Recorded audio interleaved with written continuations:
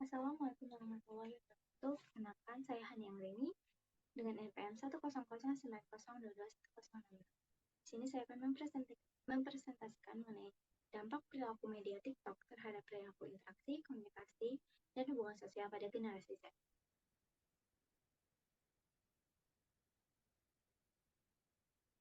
Media sosial terus berkembang dari waktu ke waktu. Terbukti dari berbagai macam penemuan terkait media sosial.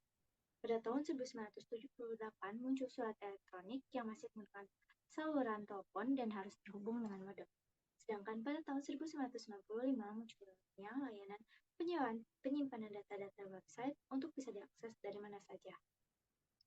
Pada tahun selanjutnya, yaitu tahun 1999, muncullah sebuah situs untuk membuat blog pribadi, munculnya Facebook pada tahun 2000, Twitter pada tahun 2006, dan pada tahun 2011 akhirnya Google Plus yang awalnya hanya untuk orang yang telah di-invite oleh Google. Media sosial terus berkembang dari waktu ke waktu, yang akhirnya media sosial berupa TikTok dibuat pada tahun 2016. Perkembangan TikTok di Indonesia pada generasi Z. TikTok didirikan oleh Zhang Yiming, pria asal Tiongkok, lulusan software engineer dari Universitas Nankai, China. Zhang Yiming membuat aplikasi TikTok pada September 2016, yang dikenalkan sebagai Douyin. Jumlah pengguna TikTok di Indonesia sebanyak 109,9 juta orang, sehingga masuk kategori kedua jumlah pengguna TikTok terbanyak di dunia, setelah Amerika sebanyak 113,25 juta pengguna per awal 2023. Kontribusi pengguna TikTok berada di usia 18-24 tahun yang memiliki kontribusi terbesar sebanyak 40%, yang kedua di usia 25-34 tahun sebanyak 32,3%, dan yang ketiga 13-17 tahun di usia 16-17 tahun 16,5%. Generasi Z merupakan kelompok individu yang lahir setelah tahun 1995, tepatnya pada tahun 1996 sampai 2012. Mereka sangat memahami teknologi dibandingkan generasi milenial. Gen Z yang hidup bersama dengan kecanggihan teknologi menyebabkan mereka lebih mudah melakukan aktivitasnya dengan bantuan teknologi. Teknologi memberikan kenyamanan dan ketergantungan bagi Gen Z. Terlihat dari survei global yang telah dilakukan oleh lebih dari 50% generasi Z setiap hari berkomunikasi secara online dengan memilih jejaring sosial dan aplikasi instan untuk melakukan komunikasi. Hal ini mencerminkan bahwa Gen Z dalam kehidupannya sangat tergantung dengan teknologi, bahkan berkomunikasi melalui media sosial. Media sosial sendiri menurut Chris adalah suatu media, alat komunikasi, dan alat kolaborasi yang memungkinkan berbagai jenis interaksi yang awalnya tidak ada untuk individu. Media sosial saat ini memungkinkan penggunanya untuk saling berinteraksi melalui konten yang mereka buat. Kehadiran media sosial akan memudahkan setiap orang di seluruh dunia untuk saling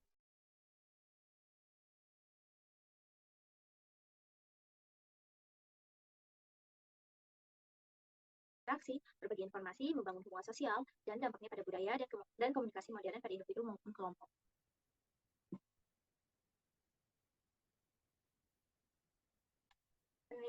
Metode penelitian yang digunakan yaitu deskriptif kualitatif. Teknik pengumpulan data berasal dari artikel, jurnal, dan website yang akan digunakan dalam penelitian deskriptif kualitatif. Data yang dikumpulkan melalui dokumentasi dari beberapa artikel, jurnal, dan website yang berkaitan dengan pokok pembahasan penelitian untuk digunakan sebagai bahan penelitian yang datanya bersifat data sekunder. Teknik analisis data dalam penelitian menggunakan tahapan pengumpulan data, reduksi data, penyajian data, dan penarikan kesimpulan. Pembahasan mengenai perubahan interaksi komunikasi dan hubungan sosial. Generasi Z banyak menghabiskan waktu berjam-jam di media sosial. Generasi Z menghabiskan waktu mereka untuk menyukai postingan konten pengguna lain, berkomentar, berbagi konten, atau hanya melihat konten yang ada di beranda. Kegiatan tersebut dipandang sebagai konsumsi media sosial berupa hiburan dan bentuk interaksi sosial melalui TikTok bersama teman sebaya maupun idolanya.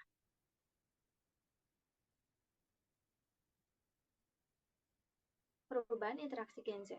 Awalnya, kegiatan bercerita hanya dilakukan secara langsung ataupun melalui pesan singkat, seperti WhatsApp atau media lainnya, di mana kegiatan bercerita hanya dilakukan bersama orang terdekat atau keluarga.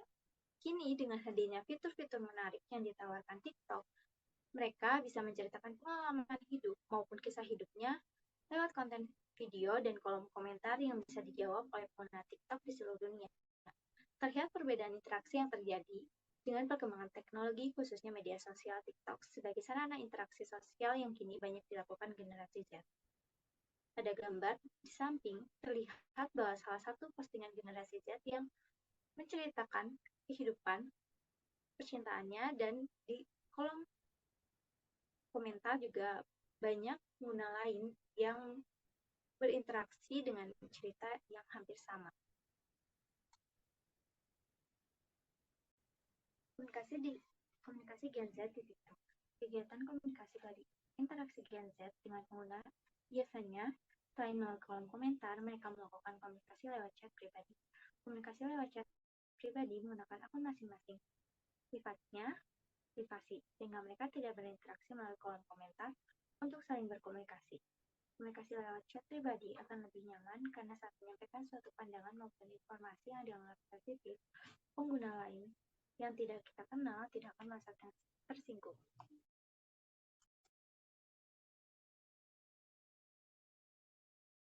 Selain itu, komunikasi juga bisa dilakukan secara grup di TikTok, sehingga komunikasi tidak hanya dilakukan oleh 2 orang, tapi bisa lebih dari itu. Untuk saling bertukar informasi maupun chat, biasanya lewat pesan grup di TikTok.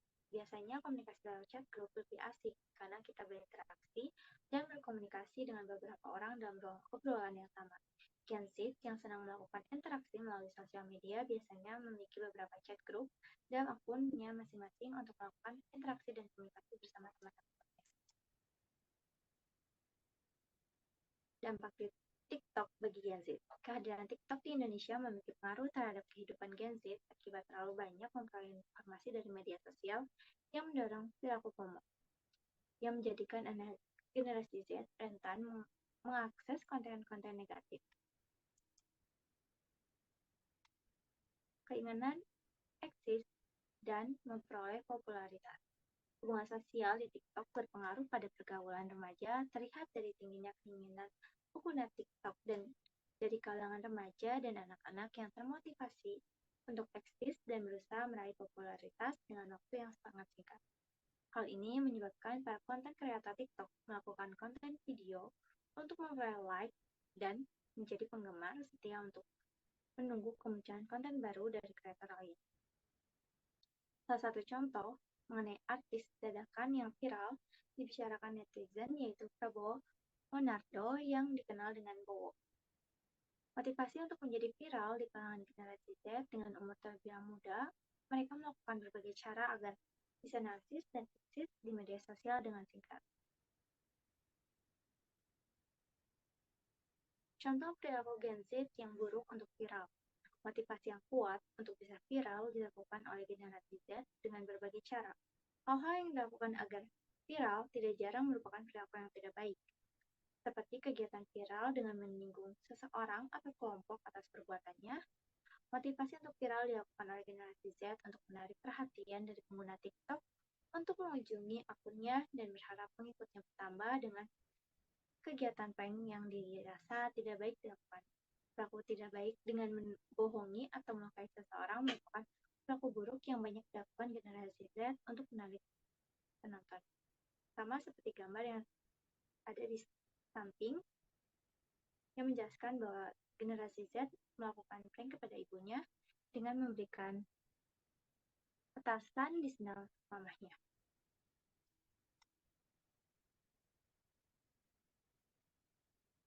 Perubahan interaksi dan komunikasi Gen Z. Kehadiran TikTok di masyarakat berpengaruh terhadap perubahan interaksi, komunikasi, dan hubungan sosial, terutama bagi Gen Z. Fitur-fitur yang ditawarkan menjadi hal menarik bagi Gen Z untuk mengekspresikan emosi dan pendapatnya mengenai suatu hal. Akan tetapi, terdapat dampak buruk yang dihasilkan terhadap perubahan Gen Z dalam berinteraksi, berkomunikasi yang lebih banyak menggunakan media sosial dibandingkan tatap muka. Selain itu, hubungan sosial karena pengguna TikTok membuat generasi Z memperoleh banyak informasi dari kegiatan berinteraksi dengan pengguna lain. Hal ini menjadi penyebab Gen Z melakukan berbagai cara untuk menarik perhatian dan informasi lain dengan berbagai cara.